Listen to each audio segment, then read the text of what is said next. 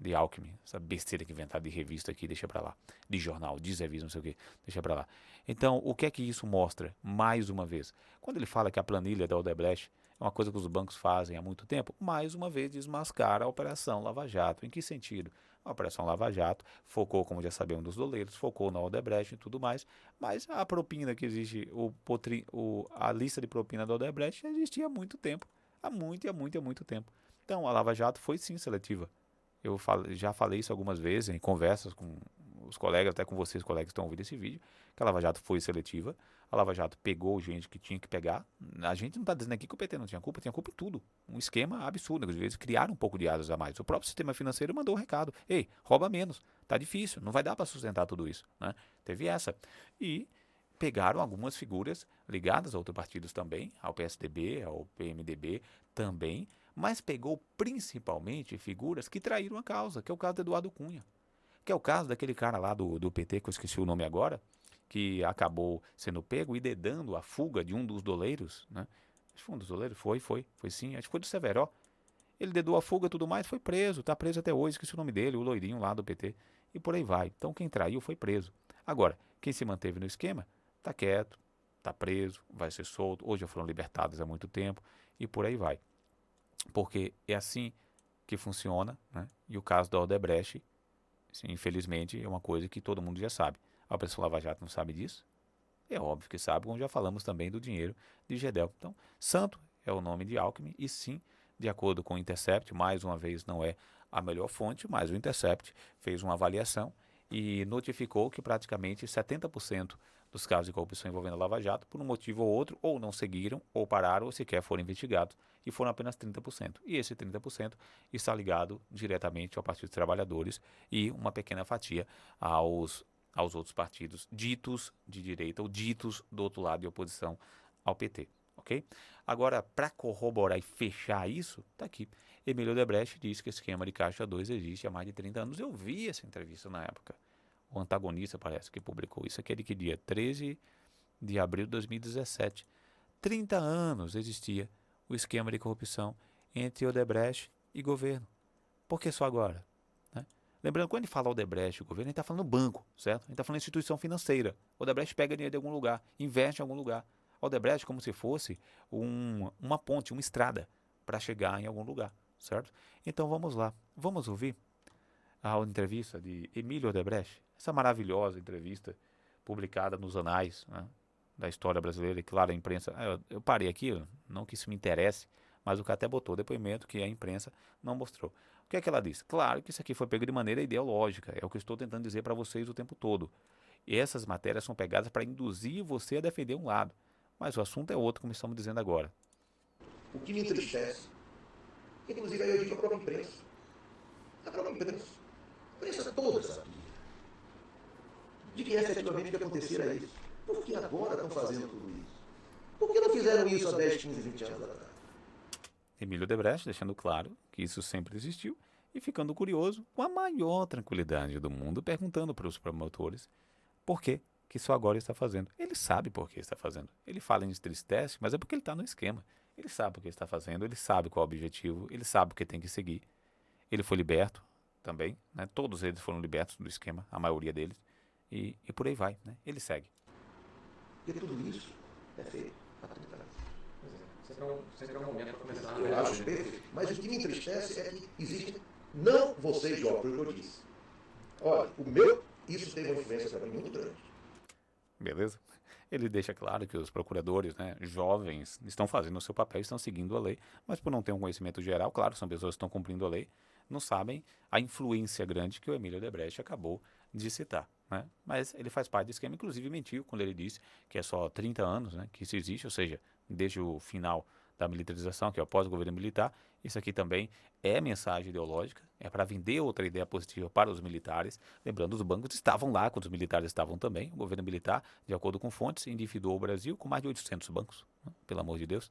Né? E há informações que provam claramente teses de mestrado, enfim, teses que mostram claramente que durante o governo militar a grande indústria, antes, lá em Kubitschek ainda, a grande indústria de concreto pesado no Brasil financiada especialmente por empresas ligadas à Inglaterra e à Alemanha, foram quem movimentaram boa parte da construção no Brasil. E se abandonou as ferrovias, e se foi para a construção de a produção de veículos e por aí foi. Então, o Odebrecht mente quando fala, certamente mente, né?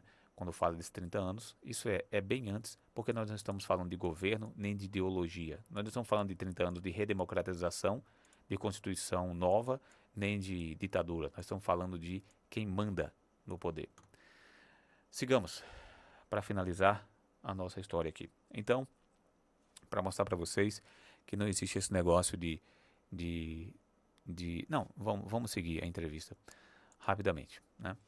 E o Poder Judiciário? É aqui que entra a sequência aqui do que eu vou colocar. Com os juízes, o presente funciona, que é uma beleza. O cara termina incorporando ao salário, afinal, é a mania deles. A coisa que mais irrita um juiz é saber que o advogado ganha muito mais do que ele. Na verdade, quando o advogado é muito rico, pode ter certeza que também enfia a mão na merda. Como advogado, para enriquecer de verdade, você tem que saber comprar promotores e juízes, além de advogados de outras empresas, para que escolham o escritório quando houver necessidade. A Lava Jato está cheia disso. Cansei de ver um colega rendendo o outro para depois ficar com a conta da empresa. Talento muita gente tem, mas construir um currículo de poder e dinheiro e saber gerir isso, mesclando cuidado e ousadia, poucos sabem. Beleza? É por saber disso que muitos juízes ficam putos com o dinheiro que os caras ganham, no caso advogados. Sempre acham que merecem ganhar ainda mais do que os advogados mais bem pagos, porque os riscos maiores seriam deles e não dos advogados. Mas a verdade é que todo mundo sabe é que a maior punição de um juiz é a aposentadoria compulsória. E mesmo para chegar a isso, tem de aprontar um monte para não ficar muito feio. Ou seja, a aposentadoria compulsória, né, o cara se aposenta. É o pior castigo para um juiz, porque enquanto ele é juiz, ele está ganhando de todos os lados. E como você recompensa o juiz? É um pouco diferente, porque os caras são muito... Pronto, para aqui. Os advogados ganham mais que os juízes. Ele diz aqui que o juiz fica retado quando vê que o advogado ganha mais, porque o pepino maior deles é dos juízes, né? Sem falar do esforço, do trabalho e tudo mais. Aí não tem jeito, eu tive que abrir um leque aqui para acabar de vez com esse sonho. Esse é Tesso. Quem foi Tesso? Eu assisti essa entrevista, está até aqui com like. 28 de janeiro de 2018, mas isso aqui foi antes que eu me recorde. Acho que isso aqui foi publicado ou republicado. Tesso era um dos caras que estavam na base de alta cultura do Partido Patriotas quando lançaram a candidatura de Jair Bolsonaro à presidência da República. Tesso, como muitos outros intelectuais, buscavam, junto ao Partido Patriotas, criar uma linha de inteligência, uma linha de historiografia factual, verdadeira. É uma pessoa sincera, como muitos outros, para realmente redesenhar o Brasil, porque o Bolsonaro aparecia e as massas começavam a grudar ao lado dele como uma forma de ir a favor disso. E aqui você que é esquerdista e que não entende nada do que aconteceu aí, está de um lado, não está entendendo nada, né? Quem apoiou o Bolsonaro está entendendo quase tudo, mas também os dois estão vendo agora qual o plano maior da história, né? Então, por favor, guardem as suas percepções sobre o assunto, apenas ouçam e entendam o que vai ser dito. Então, Tesso e muita gente adentrou esse esquema, mas coincidência foi, curioso foi que de repente o Jair Bolsonaro saiu do Patriotas e de uma hora para outra foi para um partido chamado PSL. O Patriotas tinha tudo para seguir a candidatura com o Jair Bolsonaro. O Tesso, nesse hangout, que tem muita coisa aqui, eu não vou soltar o play, ele cita Bebiano. Cita que a figura de Bebiano apareceu de repente ali no Patriotas e que o Bebiano, que era quem tocava a campanha do Bolsonaro, falou para o presidente do Patriotas para atrair o Bolsonaro. O presidente do Patriotas disse, não vou atrair o Bolsonaro. E esse cara prova, ele tem uns áudios no WhatsApp dele. E aí ele pegou e contou para Bolsonaro. Curioso foi que o Bolsonaro, em vez de chamar a atenção do Bebiano, não. Ele largou o Patriotas depois e foi para o PSL. E aí depois nós viemos a entrada do Mourão, a entrada disso, daquilo, a campanha ficou grande e tudo mais. E o cara se lançou de vez, definitivamente, como candidato à presidência da República. Qual o curioso nisso e por que isso tem a ver com o que nós estamos falando aqui dos juízes, dos promotores, dos advogados? Bebiano, ele é sócio do escritório de advocacia do Rio de Janeiro, responsável por todas as contas, pelas principais contas do PT e pelas principais contas da Lava Jato. Ele é sócio desse escritório de advocacia. E esse escritório de advocacia tem como sócio, agora se não me falha a memória, pessoas ligadas, a filha ou a irmã, de Luiz Fux, o juiz do Supremo Tribunal Federal. Peraí, que bagunça é essa? O que é um cara que é sócio no escritório de advocacia de um cara ligado ao PT, que defende o Partido dos Trabalhadores, o PT, que também é ligado à Operação Lava Jato, e que tem outras pessoas do governo também ligadas, como o Najib, o rapaz lá da Escola Sem Partido, que aliás deixaram esse assunto de lado por enquanto. O rapaz da BPG Pactual, tenho minhas dúvidas também, não me recordo agora, mas ouvi algo sobre isso. Ligado a Fux, homem do PT, e esse cara, Bibiano, é o cara que fez a campanha de Bolsonaro. Vocês não acham isso extremamente estranho? Estranho para ser simpático, né? Na verdade, ao que tudo indica, iam usar o Patriotas para iniciar a campanha, porque não podia dar na cara indo logo para um partido grande, e depois ia se saltar para o PSL. Foi feita a proposta ao presidente do Patriotas para atrair o Bolsonaro, e assim o Bolsonaro ia para o PSL. Ele não aceitou, o próprio Bolsonaro falou que caiu fora, em vez de ir contra o Bibiano. Claro, esse Bibiano era o chefe do partido e é um cara ligado aos advogados e tudo mais. Mas vamos lá, qual é o escritório de advocacia? É o escritório do amigo Sérgio Bernudes. 250 juristas divulgam um manifesto em apoio à eleição de Lula. O Bernudes fez parte disso. Isso aqui é 2019, outubro de 2019, isso aqui. Sérgio Bernudes é esse cara. E ele simplesmente é dono de um dos maiores escritórios de advocacia do planeta. Não é do Brasil, é do mundo. Além dos mais ricos advogados, aqui está uma lista do que se faz de escritórios de advocacia do Brasil. Então, gente, peraí, tem coisa errada aí, né? E tem muito mais coisa errada nessa história aqui. Para confirmar, o grupo jurídico Jair Bolsonaro, essa manchete é de 2018, outubro de 2018, esse é o grupo jurídico, Bibiano era o chefe de tudo isso. O cara que sempre esteve ao lado do PT. É o chefe político da campanha de Bolsonaro. Mas que absurdo. Tá vendo esse carinha aqui? Vocês sabem, né? É aquele que imita o Bolsonaro. O pai dele foi quem cedeu todas a moradia, a casa, para fazer a campanha de Bolsonaro. E tudo era feito na casa do pai dele. Eu esqueci o nome dele, até dele aqui agora. E tudo mais. O pai dele é ligado ao escritório do Sérgio Bernudes. É ligado também a ministro do Supremo Tribunal Federal. Esse cara aqui, o pai desse cara, que deu todo o auxílio para a campanha de Bolsonaro, é o mesmo cara que está bancando agora a campanha de Dória, em São Paulo. Ou seja, há uma linha, há uma ligação entre todos esses. E todos eles estão ligados a bancos e instituições financeiras. E estão ligados ao PT, ao PSDB, ao PMDB. Vocês estão entendendo como é que a coisa funciona? O que é que aconteceu depois? Bibiano foi expulso do governo. De administrador do braço direito de Bolsonaro, o advogado vira faz tudo em campanha. Lembrando, né? Faz tudo em campanha. O advogado Bibiano, ligado ao escritório de Sérgio Bernudes. Quem é Gustavo Bibiano? Está aqui para vocês todos saberem quem é Gustavo Bibiano. As coisas são conhecidas aí há muito tempo. Finalmente, Bolsonaro deve a eleição a Bibiano. Olha o nível. Quem escreveu isso? Adivinha? Aqui, ó. Mônica Bergamo. Uma mulher que vai entrevistar Luiz Inácio Lula da Silva na cadeia, chama de meu presidente, dá um abraço e fala que está morrendo de saudade. Uma esquerdista perfeita. Essa matéria aqui não é negativa ao nosso amigo Bibiano, não. Certo? Sigamos. Turma de Bibiano já ameaça Bolsonaro. Aqui foi após Bibiano ser demitido. Cá para nós, vocês acham mesmo que Bibiano foi demitido por aqueles motivos? Tudo é conversa, gente. Tudo é conversa. A turma de Bibiano está aqui, o senhor Bernudes e tudo mais, ameaçando a campanha de Bolsonaro. Será que o destino de Bolsonaro seria o mesmo de Collor? Que se rebelou, que foi contra? Tá muito mais para encenação, né? E não é brincadeira isso aqui, ó. Bibiano não é bobo, né? Frase dura, parece até ameaça. Não, cadê? Se o Bolsonaro deixar de deixar de guiar por Carlos, o filho dele, ou por quem quer que seja, vai estar se destruindo e causando um dano irreversível ao país.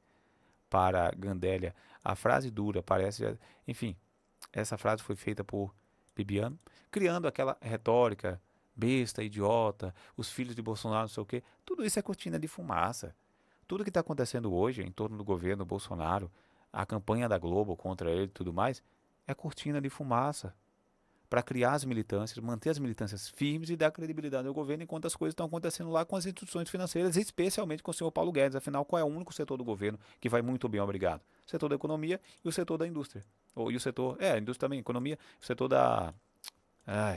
quero falar agropecuária, poxa, oh meu Deus, da ministra lá que meio ambiente.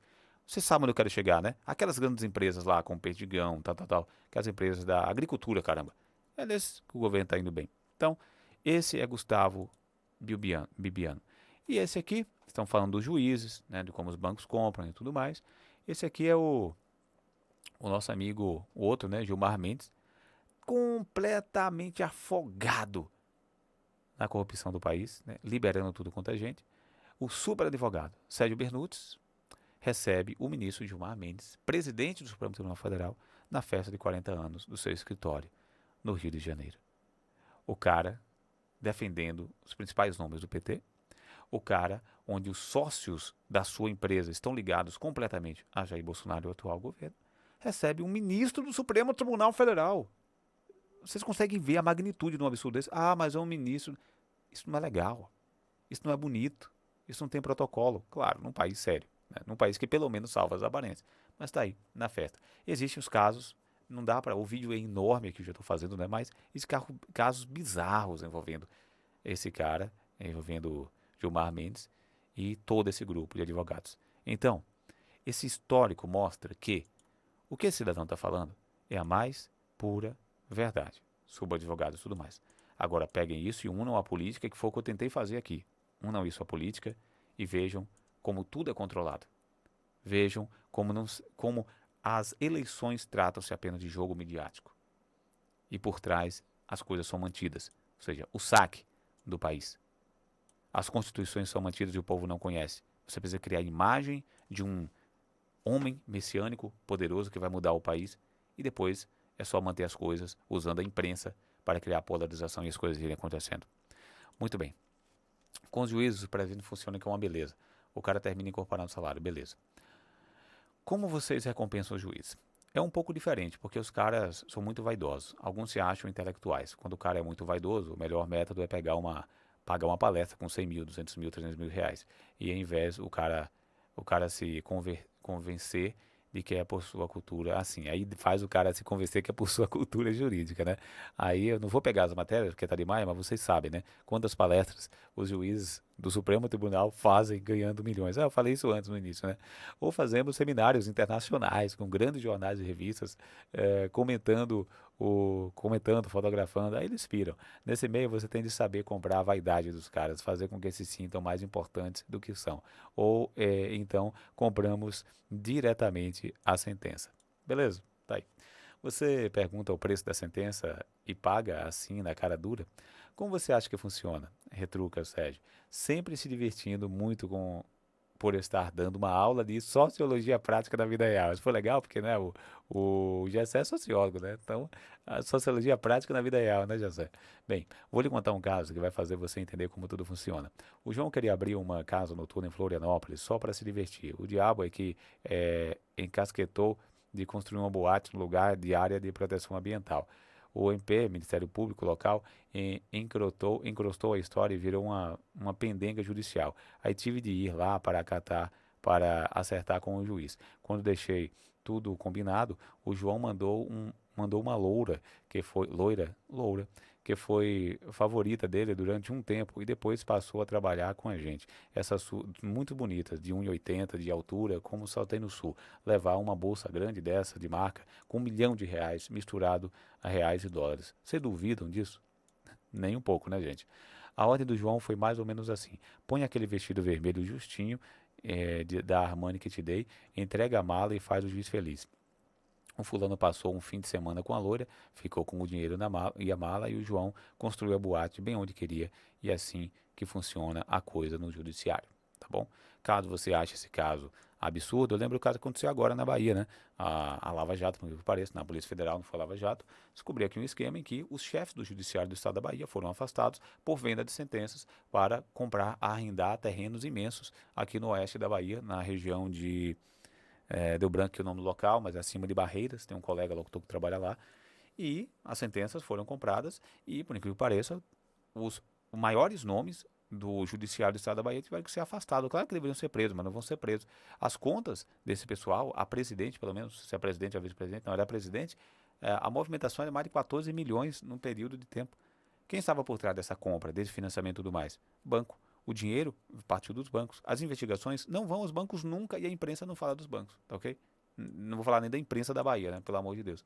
Então é o caso que mostra aqui na nossa cara como as coisas acontecem. E claro, morte, assassinato gira em torno disso tudo. Nesse caso aí teve 2 mortes absurdas, tanto morte de quem denunciou como morte de queima de arquivo depois para quem matou, né? O que nos leva também a outros casos aí bem antigos, bem conhecidos, né? Que não vamos citar agora.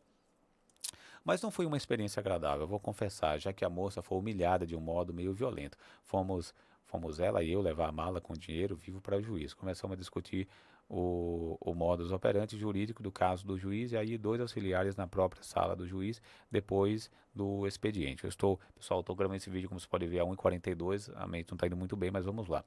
Betina. Betina, achei curioso o nome, porque esse nome aqui foi daquela mulher que ficou famosa depois nas propagandas do mercado financeiro, mas da Empíricos, né? Que tem tudo a ver com o que a gente está conversando, e como tem, né? A Empíricos tem a ver com o que nós estamos falando.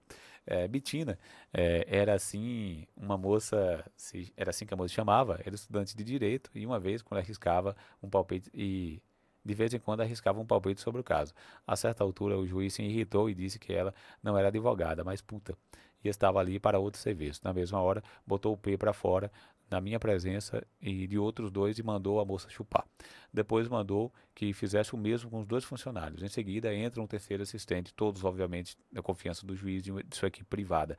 Ao ver a moça ainda de joelhos e já com um belo vestido meio rasgado, lança um olhar entre divertido e intrigado à cena. E então o juiz interpreta: quer também? Ato contínuo. A moça cumpre pela 4ª vez o mesmo ritual. Esse pessoal adora um abuso, quase tanto quanto o dinheiro. Legal? As mulheres sempre participam desse jogo. Nem todo mundo gosta de misturar utaria e trabalho, mas você for carente e cai nessa, tá fudido. Aí fica na mão mesmo. O diabo é que quem não é o que mais existe é gente carente efetivamente, que sem perceber cai nessa armadilha. Eu não vou seguir aqui essa parte, mas é o lógico, né, gente? A gente tá falando aqui de dinheiro, falando do esquema e tudo mais, mas o que move a emoção da maioria dessas pessoas é o sexo, a comida e o prazer, né? O prazer de comer, o prazer de andar, essas coisas. E eles são comprados facilmente com isso, porque a gente pode ver que no corpo dessa matéria aqui não existe moralidade em nenhum único ponto. Deus, moralidade, certo ou errado, não existe para esse pessoal, como ficou bem claro no início da matéria, quando se deixa claro que o direito, nesse caso, o direito busca encontrar, aumentar a brecha, as entranhas, as falhas na justiça, para fazer com que a justiça de fato não exista para o mercado financeiro. Seguindo. Mas tem muitos que gostam. Os estrangeiros, por exemplo, adoram. Passei um ano em Londres trabalhando com estagiário e na área jurídica do mercado financeiro, e lá a utaria é pesada. Onde tem muito dinheiro e muita utaria. Onde tem muito dinheiro, tem muita putaria. Pesada mesmo. Todo tipo de coisa que você seja capaz de imaginar. Tipo, alugar castelo para um fim de semana, com muita droga e festa, todo tipo de gosto. Afinal, todas as máfias do mundo estão lá. Sim, todas as máfias do mundo estão na Inglaterra, certo? É a Inglaterra, a dona do mundo é a Inglaterra. E tem como seus servidores, como os seus principais donatários, donos de empresas, os norte-americanos e os alemães, tá bom? Esqueçam os russos, esqueçam os chineses, os japoneses, esqueçam. É Rússia, Alemanha, Inglaterra, Alemanha, Estados Unidos. Claro, os outros mais, menos, tudo mais, mas vocês entenderam. Então, é lá que está, russos, árabes, africanos, brasileiros. Londres é uma grande lavanderia atrás da fachada da realeza. Compramos com eles, somos amadores. Comparados com eles, somos amadores. Legal? Mas João sabe fazer bem esse jogo, não é nenhum amador. Por exemplo, para funcionar, não pode parecer utaria barata. E o João é um gênio nesse jogo. Eu vou parar por aqui, certo? A matéria está aí, dá para ler, dá para concluir, mas eu espero que tenha mostrado de maneira prática para vocês a moral dessa história. Primeira moral: quem manda no jogo não são os políticos, certo? Não é a imprensa, nada. Quem manda no jogo é o sistema financeiro nacional e internacional. As 15 famílias mais poderosas do Brasil são quem controlam tudo o que acontece, certo? A imprensa, não acreditem na imprensa. Se você acredita na imprensa, você está desinformado. A imprensa não foi feita para lhe informar, foi feita para lhe desinformar. E é por isso que você acredita Você que é esquerdista, você acredita que a esquerda quer o bem e tudo mais. Não lhe chega nenhuma informação do outro lado de fato, informação verdadeira, e você vai achar a vida toda que o PT era um partido bonzinho, queria dar dinheiro pro povo. Estou falando de casos recentes, né? E que o PSDB é o partido dos milionários, dos mauzãos, e o PSDB e tudo mais é de direita, isso tudo. Esqueçam tudo isso. Se você é da esquerda, é isso que é alimentar em você. Se você se julga ser de direita, já começou errado porque não existe direita. Direita é a direita da esquerda dentro da esquerda. Já começou aí. Existe ser conservador. Existe que também está errado na percepção para o Brasil. Conservador faz sentido na Europa, no Brasil não faz muito sentido. Mas enfim, dos costumes poderia ser, né? De uma ideia de moral. Pronto, você poderia ser um conservador, mas direita é direita da esquerda. Então, para você que se julga ser de direita, que defende os valores, né, de um mercado, de um Estado menos inchado, com menos impostos, com iniciativa privada, com menos impostos para poder contratar mais, para ganhar mais dinheiro, para movimentar e mantendo parte dos valores, inibindo certas coisas na imprensa, na escola, enfim, se você acredita nisso, você também está sendo controlado. O financiamento dos bancos e tudo mais é feito para que você esteja aí onde você está e as informações da esquerda, na maioria, não cheguem até você. E você cria dois blocos polarizados, um de um lado, outro do outro. Esses blocos vão dar sustentabilidade à área política e os bancos sempre vão ficar escondidos porque a mídia irá esconder e você nunca saberá porque você não gosta de ler e fazer uma pesquisa como essa que foi feita aqui na internet. Ninguém gosta disso, eu não gosto disso. Isso é dolorido, leva tempo, ninguém vai fazer isso. E, com as novas tecnologias, se consegue fazer com que as pessoas sejam mais preguiçosas ainda. E aí vai ter o caso também, é uma curiosidade, o esquerdista que está envolvido em toda a propaganda esquerdista, ele raramente vai saber o que acontece na direita, porque ele realmente, a esquerda age muito em cima do sentimento.